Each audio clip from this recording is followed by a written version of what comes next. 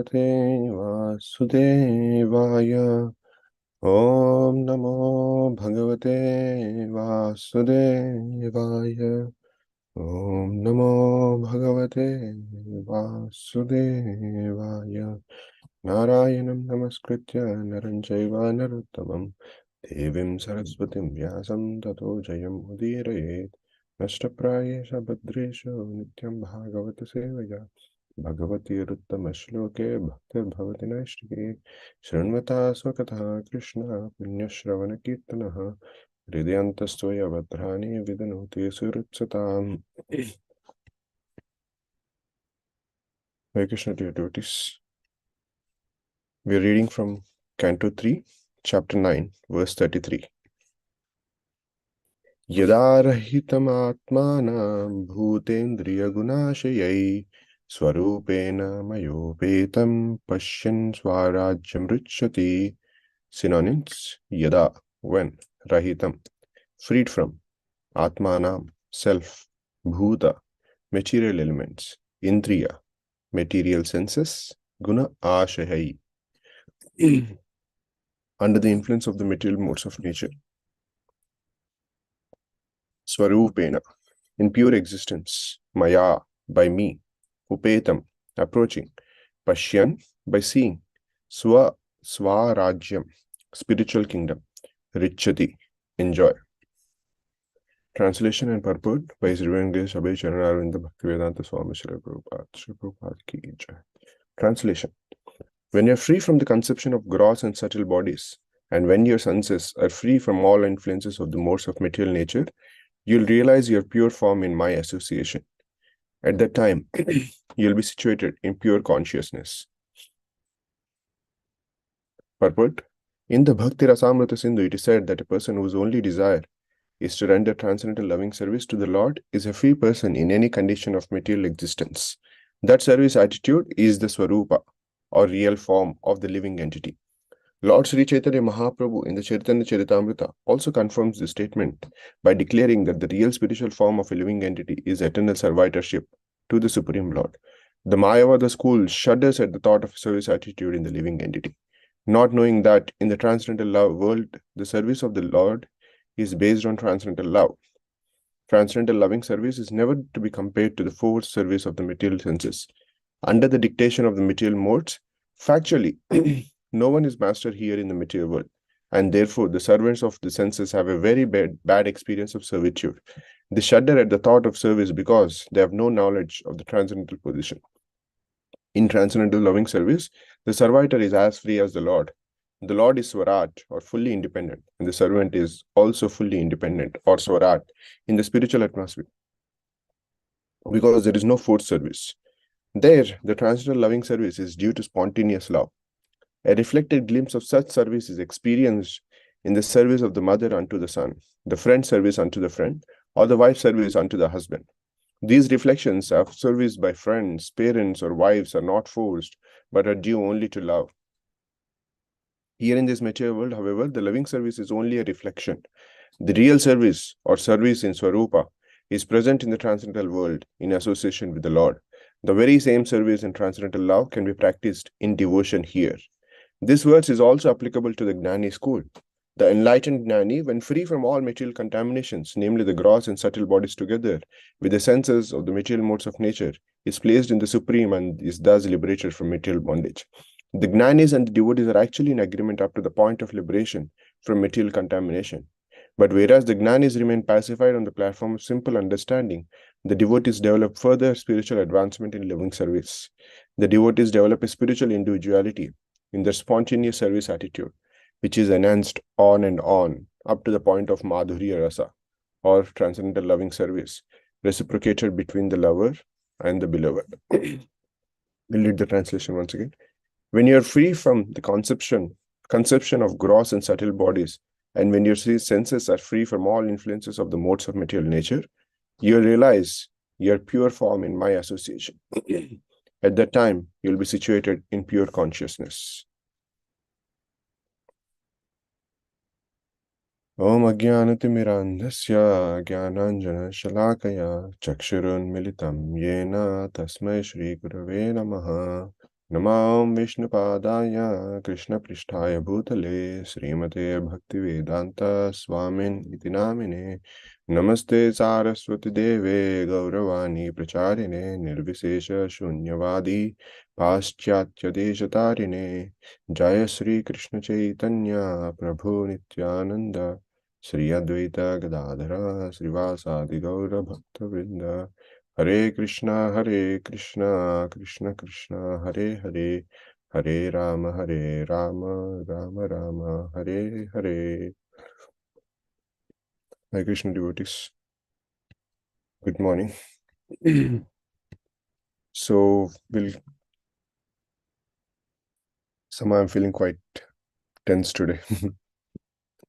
So, we are continuing the theme where the discussion between Supreme Personality of Godhead, Lord Vishnu, Garbhodakasaya Vishnu, and his responses to Lord Brahma.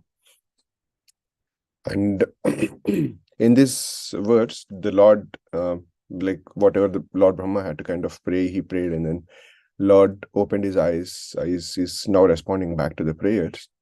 And this verse is basically talking about what the situation when Lord Brahma would be in pure consciousness, and what and how can he get there. So first of all, I'd like to just slightly discuss about what is meant by pure consciousness, which Srila Prabhupada also quite goes into further quite a lot of detailed explanation in the purport. The whole first paragraph is in a kind of a way of explaining what is the pure consciousness, and what how does somebody who is in that pure consciousness kind of behave, and all of that, which is in some ways is also kind of explained similarly in the Bhagavad Gita 14th chapter. So we'll kind of swap between the verses here and then the book, the chapter. But before we enter into the specific discussion about the first line of the translation, when you're free from the conception of gross and settled bodies and the modes of material nature, I'd like to slightly discuss about what is meant by pure consciousness. And as we all know, being the Gaudiya Vaishnavas, in many ways, Chaitanya Charitamrita is in a way our basis of our Siddhanta, the whole concept of Achintya Bheda Bheda Tattva is kind of quite in most of our understandings of what is the position of the Lord, what is the position of Radharani, and so on and so forth, Rajavasis. All those are quite in detail explained within the Chaitanya Charitamrita, and that's also, as we understand, is one of the reasons why Krishnadas Raviraj Goswami didn't kind of exactly replicate what is there in Chaitanya Bhagavat, which is predominantly about the pastimes of Mahaprabhu. But whereas in Chaitanya Charitamrita, the initial section kind of completely talks about the philosophy, and then establishing the position of the Jiva, of the Lord, of Radharani, and so on, and eventually establishing the position of Lord Chaitanya and Prabhu Nityananda, and so on and so forth. So we'll kind of look into the pages of Chaitanya Charitamrita, trying to understand what does Chaitanya Charitamrita kind of talk about the pure consciousness. And then, as I said, we'll kind of swap between Bhagavatam and this verse, and then the 14th chapter, where Lord is answering kind of in a similar line of questions. So in the Adi Leela 4th chapter, verse 66, so the discussion is kind of between verses 60 to 66. If you actually see, that's the position where Krishnadas Kaviraj Goswami is trying to establish the position of Mahaprabhu, and before he establishes that, he's establishing the position of the Supreme Personality of Godhead, Sri Krishna, and also Srimati Radharani. And in explaining that, he explains the meaning of the name Vasudeva, which we all know. The meaning of the word Vasudeva, of the name Vasudeva, is kind of derived because he's son of Vasudeva. And there is also one more definition that Krishnadas Kaviraj Goswami gives there. He explains a personality who is perceived by the mind when you are situated in the state of Vasudeva. So Vasudeva, he expands Vasudeva as a situation, as a state of Shuddha Sattva, which we all understand as the pure transcendental sattva, which is transcendental goodness. He says that the pure transcendental goodness situation is called as Vasudeva, and the personality who is perceived by the mind in that situation of Vasudeva is called as Vasudeva. As we understand, um, uh, the son of Dasharatha is called as Dasharathi, and then the son of Vasudeva is called as Vasudeva, which basically means one who gives birth. So for a personality who is in the state of Vasudeva, the personality to whom we can kind of perceive our mind, he is known as Vasudeva. And in saying so, how I saw that was he's basically stressing two things. One is how do we perceive the Lord, which basically is also something that the Garbhodakshaya Vishnu is explaining here, and what is his nature, what is the nature of the Lord. And he says, the exact translation goes on something like, the personality who is beyond material senses, he is perceived when we are in the state of Vasudeva. So that, but the answer of what is, like, we understand that this is Shuddha Sattva as transcendental goodness, but it doesn't kind of answer the question that we were talking about, what is pure consciousness. So that is kind of still not yet fully explained in this specific verse. And then Krishnadas Kaviraj Goswami, in this verse, he has explained about what is his nature, and then he goes on explaining what is the form of the Lord. As we all understand, where in the first prayer that Lord Brahma in the Brahma Samhita is saying, Ishvara Paramaha Krishna Sachidananda Vigraha. So the Supreme Personality's form is made up of three primary elements or primary aspects of the Supreme Lord's form is Sat, which is eternal, and Chid, which means that he is full of knowledge, and then the other aspect is Ananda, which is basically full of bliss. And Krishnadas Kaviraj Goswami says that Sat, the eternal section or the eternal section of the Vigraha, that aspect is driven by the Sandhini potency of the Supreme Personality of Godhead. And then the Chit, which is the full of knowledge, that is kind of driven by the aspect of Samvit. And whereas the Ananda, which is the full of bliss, which we all famously know, is driven by the aspect of the potency of Ladhini. And then he says that Sandhini, the potency of the Supreme Personality of Godhead, the entire essence of that Sandhini potency is the Shuddha Sattva. And as we all know, Lord Balaram is the personality who is predominating deity of the Sandhini potency, and then in his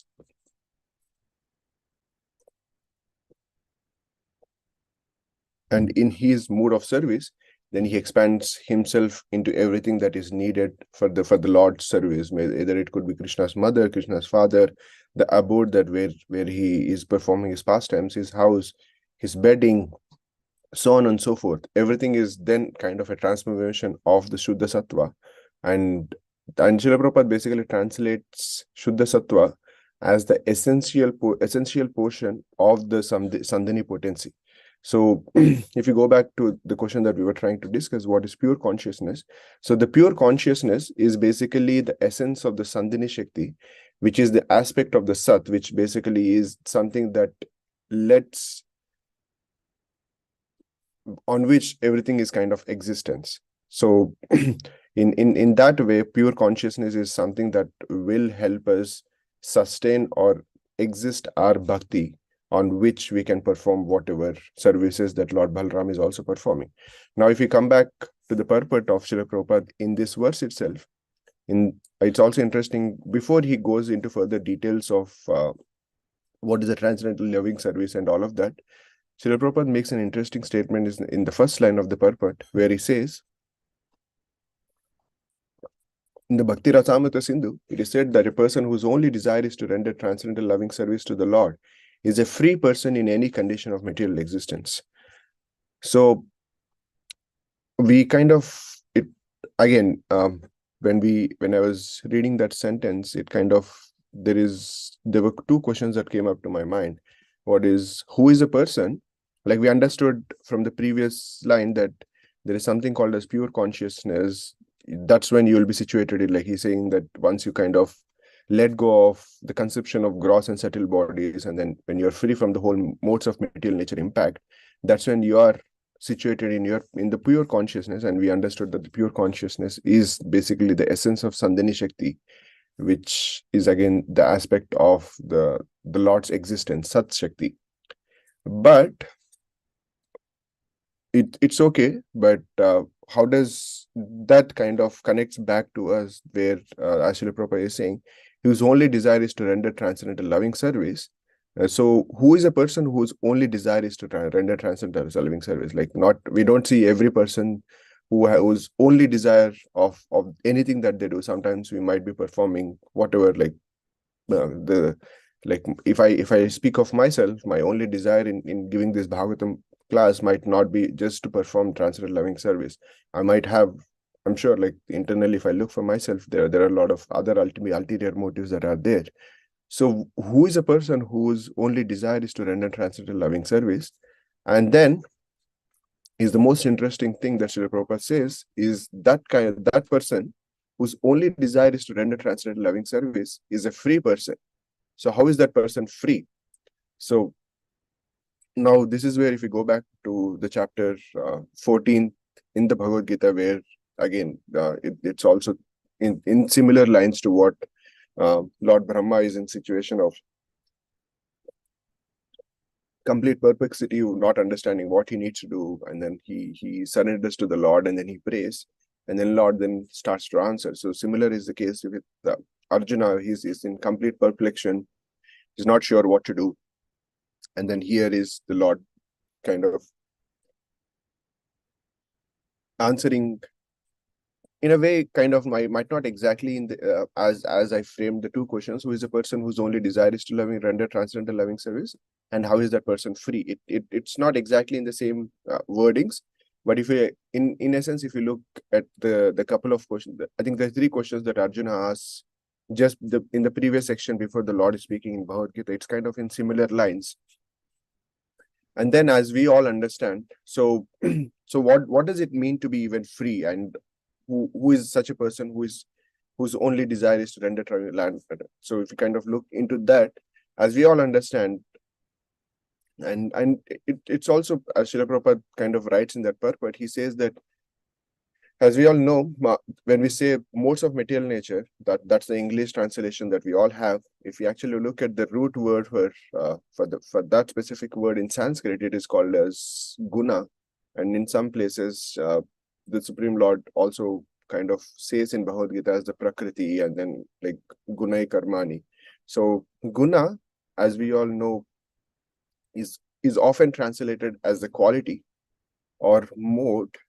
But there is also one more meaning within the Sanskrit, which basically also means as guna is also used in the context of rope, something that binds. So in that way, these are not just the modes, these are not just the qualities that we carry.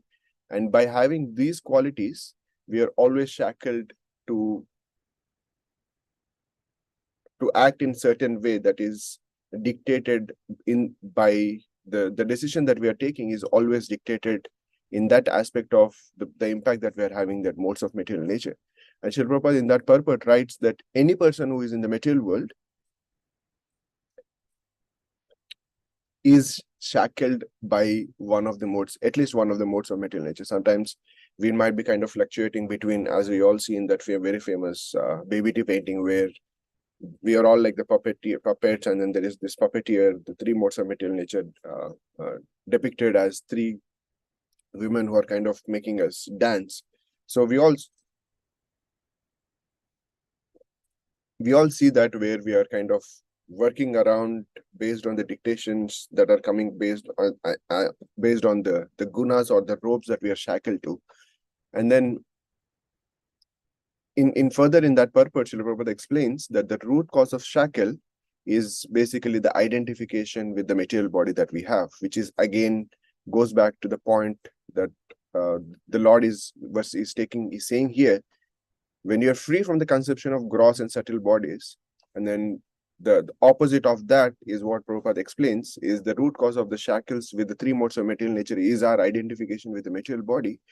And what is the result? So there is a root cause, and there is the root cause, there is something that we are shackled, And then the root cause for that shackle that we have is our identification with the material body, and in relation to that, every other relation that we have with the material body. And then what is the outcome of that is the sense gratification that we have. And then, so it's like a chain. We are shackled, and then we are shackled because we are identifying with our material body, and then the result is the sense gratification. And then Srila Prabhupada says that he doesn't answer how do you get out of this chain by just simply saying that, oh, you just have to, like how in the purport, as Srila Prabhupada is saying, the Mayavada school shudders at the thought of service attitude in the living entity. So Srila Prabhupada also in that purport just doesn't say that, oh, just let go of the identification of the material body, which in many ways is also just the solution. Like if everything is happening because of my identification with the material body, then it's simple that I just have to let go of this identification with the material body. I have to, whatever thing that I have to perform, maybe I have to meditate, and then I think that I'm not this body and all of that. But as we all know, Srila Prabhupada kind of focuses more on just the positive aspects of how we can actually get out of this. The solution is right, whether it could be a Mayavadi or a personal devotee of the Lord. We all understand if the root cause is the identification with the material body, we need to get out of it. But Srila Prabhupada then says that only way to stop that chain is by performing the devotional service. So in an essence, what the Supreme Lord is basically asking Lord Brahma by saying, when you're free from the conception of gross and subtle bodies, and when your senses are free from all influence of material modes of nature, he is asking him to actually perform the devotional service. It's not just a kind of mental level of conception of just being out of the gross and subtle bodies, but he's kind of saying that only when you actually perform the devotional service, the service that you have to perform, which again, he kind of explains further in the subsequent verses, the Supreme Lord is basically asking Lord Brahma, and in that way, kind of inspiring all of us, that our primary duty in whatever we want to achieve is actually primarily performing the devotional service.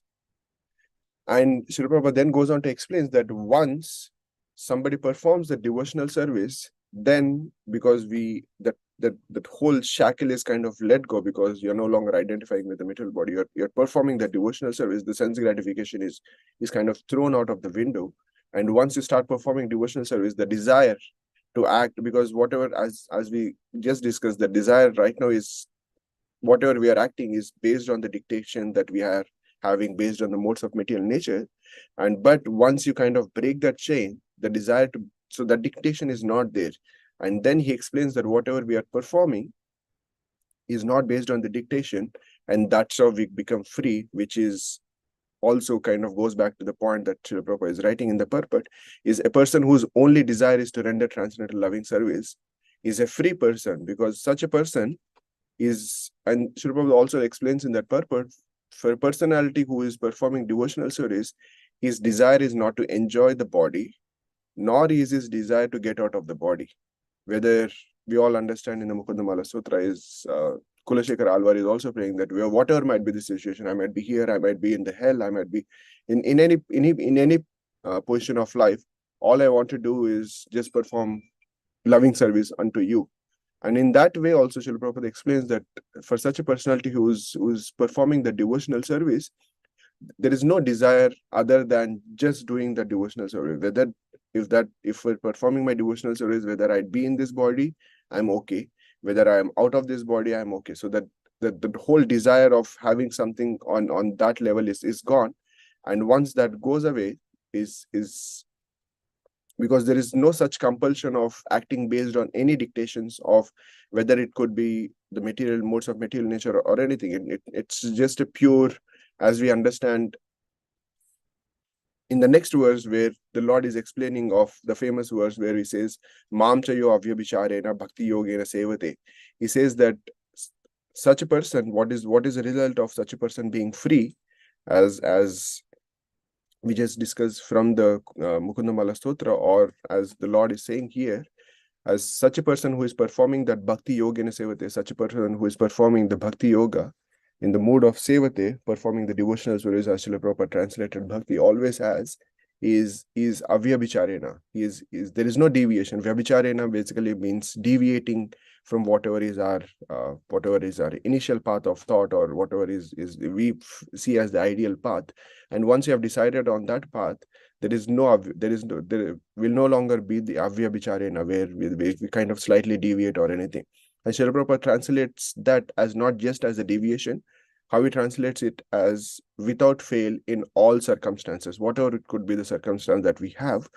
So the result of being free is not something you're free, so you're just being an irresponsible person, but the result of being free, as the Lord is saying, as the Lord is also saying here, when you're free from the conception of gross and subtle bodies, you'll realize your pure form is not just stopping it there. You'll realize your pure form in my association, which goes back to the same thing of Mam Chayo Avyabhicharena Bhakti Yogena Sevate.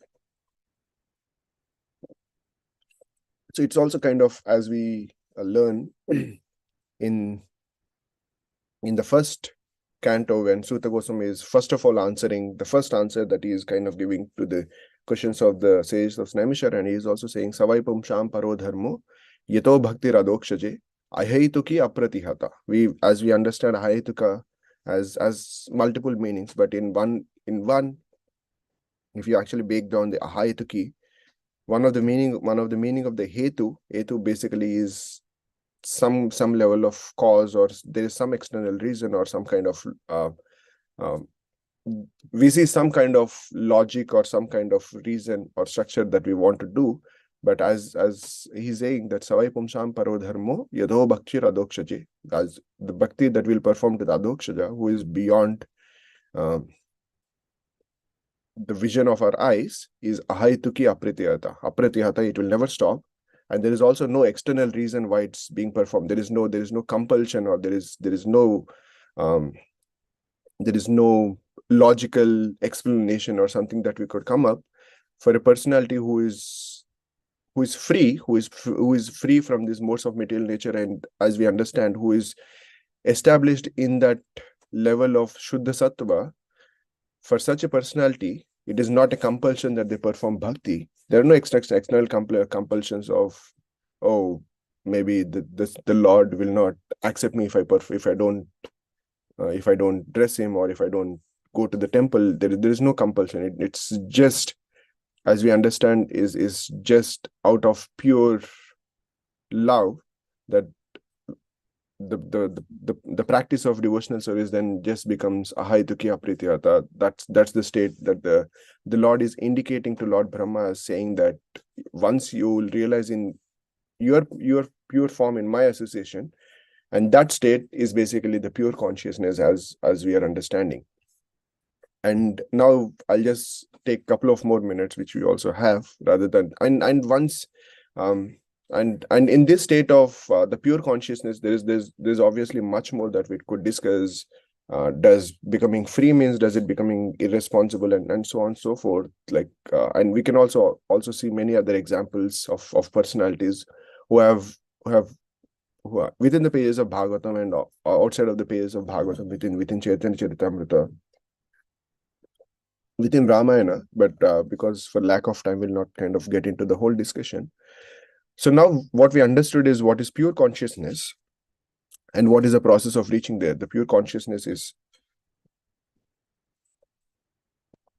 somebody who doesn't have the conception of gross and subtle bodies, and whose senses are beyond the control of modes of material nature. And we also understand what is the process of reaching there is by performing the bhakti yoga in the mode of seva. So now, as we all kind of very famously know, there are three things that are required for kind of understanding any concept. We now have the process of what is the process of reaching there. I mean, what is pure consciousness? And we also have the how. How do we reach to that level of pure consciousness? But the question now comes is, who is that person who can actually help us getting there? And if you again go back to the pages of Bhagavad Gita, Lord explains that if you want to receive something, like he says, if you want to, any person who wants to reach certain demigod, then he will perform that worship of that specific demigod. If you want to reach to the planet of the Pitraloka, then he's worshipping Pitr, and then so on and so forth. And then says, if you want to reach me, then you'll worship me. So now, if you go back to the earlier discussion from the pages of Chaitanya Charitamrita that we had of the pure consciousness, the Shuddha Sattva is basically the essence of Sandhini potency. And as we just discussed, as we all famously know, that Ladini potency of the Supreme Lord it's presided by Srimati Radharani, and then the Samvit Shakti is presided by the Lord Krishna himself, and then the Sandhani Shakti, which is what the essence of the Sandhani Shakti is, the pure consciousness, the Shuddha Sattva, in which situation where we'll be able to perform devotional service as a free-flowing surrender, is presided by Lord Balram himself. And so the answer of who can help us get there is based on how Lord explained in the Bhagavad Gita, is the Lord Balram is the personality who can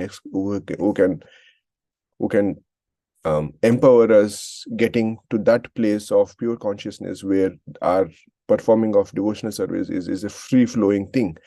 And so how does Balram actually facilitate that? So as we all know, Lord Balram is, as Adi Guru, is not just is not just sitting somewhere as an Adi Guru and then kind of letting everything go, but he is expanding everything. As we also discussed, Balram is expanding as Sandhini Shakti is expanding in to make sure that there are pastimes that are happening between the Lord and Srimati Radharani. He is not just stopping there. He is then expanding himself as the Karanaksha Vishnu, Garbhodaksha Vishnu, Kshirodaksha Vishnu, which we are all seeing, and then eventually as Paramatma, and not just stopping the buck there, but then he's expanding himself as our own spiritual masters, helping us in the process of devotional service, and then every paraphernalia that is needed us in this journey. So this is where for the lack of time, I would like to end. So the personality who can help us get there is Lord Balram, and then his expansion of Lord Balram as the expansions of Lord Balram as our own spiritual masters, and then the places that help us get there. And in knowing that, what else can we do except for praying to the lotus feet of our own spiritual masters, and eventually to the lotus feet of Shri Balram himself, that may they empower us to have that avyabhicharena, where without, like, I can talk for myself, where every time you think of that you want to kind of take it to the next level, then there are whole bunch of situations which either in reality or either it could be an excuse where kind of stop us from approaching to the ideal that we want to establish for myself, where the avyabhicharana might not happen. So all in those situations, we can praise at the lotus feet of our own spiritual masters, and eventually at the lotus feet of Sri Balram himself, that may we have that avyabhicharana, where so that we can perform that level of devotional service that Lord Vishnu is asking of Lord Brahma, to just let go of the conception of gross and subtle body. It's not just letting go of it, as we understand from how Srila Prabhupada is writing, is by performing the devotional service. So may we have that level of transcendental determination, so where the whole aspiration of performing devotional service is just to perform devotional service. There is no other aspiration but just to perform the devotional service. So I'll end it here. I'm sorry. I think I'll have to train a lot myself to not go overboard. This is something that I struggle every time.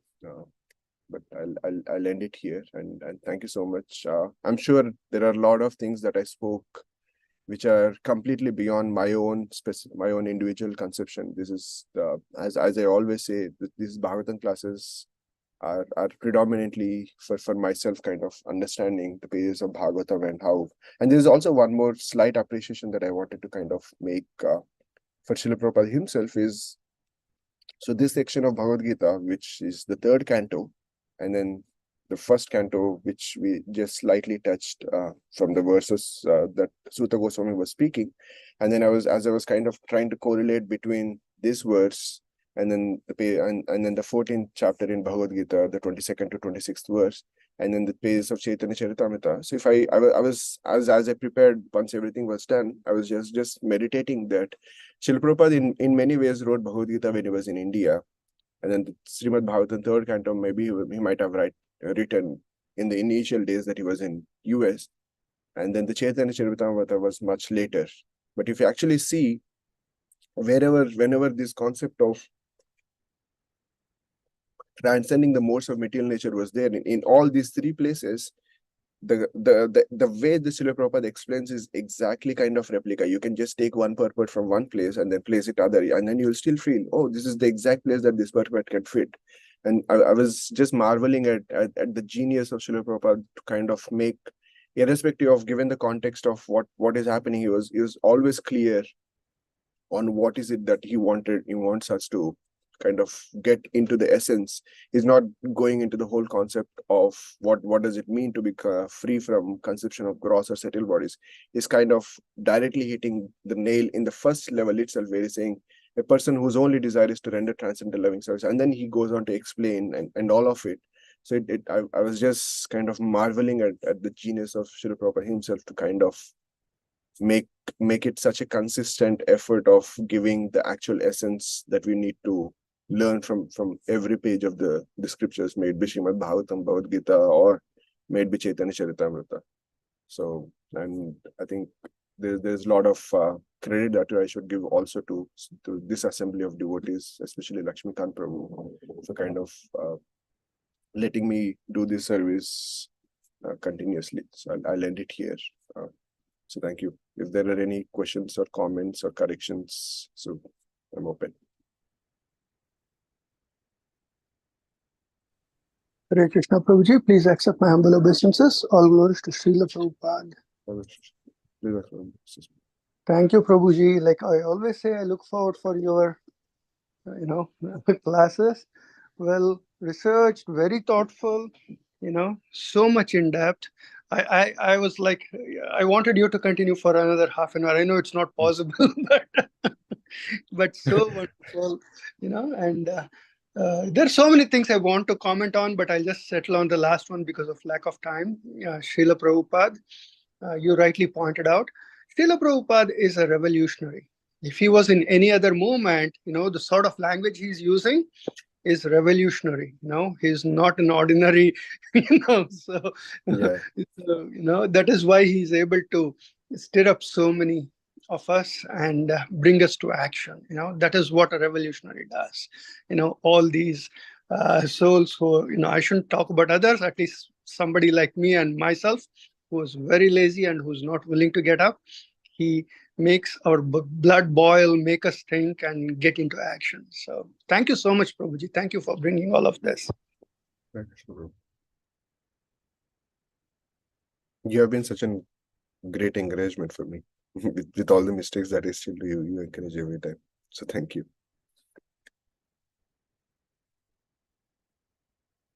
If no other questions or comments, I think we can end. Lakshmikant. Thank you so much, Prabhu. Yeah, so I mean, it inspires your eagerness to join and share your thoughts and reading Bhagavatam. So whenever I get an opportunity, so thank you so much.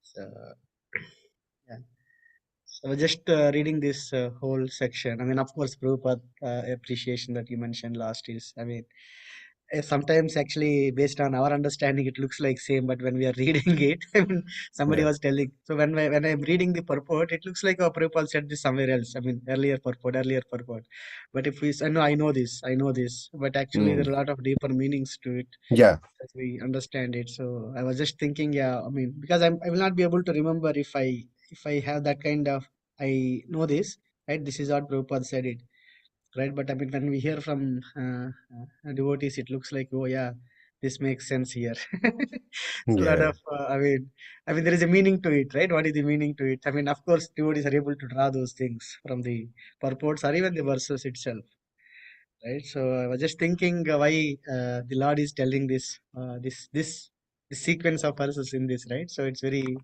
I mean, he was asking him to remember and all, right? I mean, making sure that he doesn't want to forget Brahma. So, but correct. then the Lord is answering in this way. So all this is very interesting. So I think in one of the purport, Prabhupada also says that this is exactly what Lord Vishnu spoke to Brahma from in second canto, and then he connects it back to how kind of that theme is kind of replicated here. Like even if Prabhupada is writing it, it's some other time, he kind of still, like the entire flow is in his head, and then he's able to sometimes correlate what is in Chaitanya Charitamrita, in Bhagavad Gita, and vice versa within Bhagavad Gita itself. It's like a mind map. He knows how each verse is connected to the other verse, and how best that he can let us kind of understand what he's trying to give us. So he's kind of not letting any scope go away. Yeah. In tomorrow's verse, it looks like he's directly answering what Brahma is asking for. So Correct. Yeah. very nice. So Before just he want to actually, interject, so yeah. I don't want to interrupt your discussion. Srila Prabhupada not only knows what he wants to say, but amazing is through all these purports in all these various books, there is no contradictions. Yeah. They line up exactly with each other. So I'll stop there. You please continue with your Yeah, discussion. no, that's all from my hand. So thank you so much. Thank you, bro. Anyone has any other points? Otherwise, we'll end.